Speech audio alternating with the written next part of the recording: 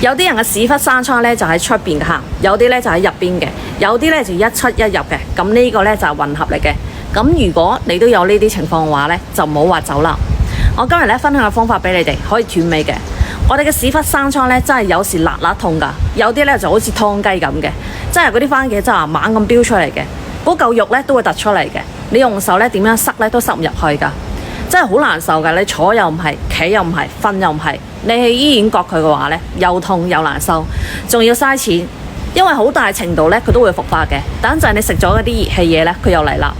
其實你想佢斷尾嘅話咧，就好簡單嘅。你喺屋企用呢啲材料嚟煲水飲，飲上一段時間之後咧，佢就會好好多噶啦，佢都會斷尾嘅。你喺屋企咧用金銀花、乳腥草、火馬仁、黃獅子、茯苓、白茅根、陳皮、葵花米3碗水煮成2碗水，你就可以飲噶啦。飲上一段時間之後咧，你就會好好多噶啦，佢都會斷尾嘅。咁如果你驚麻煩嘅話咧，我呢度咧有搭配好嘅成品，你睇下，全部都係獨立包裝嚟嘅。你每次咧用開水咧沖佢5分鐘咧就可以飲噶啦，一日一包，好簡單啫。有需要朋友咧，你可以點個頭像，頭像下邊咧就有一個少少嘅櫥窗咧就有呢個嘢啦。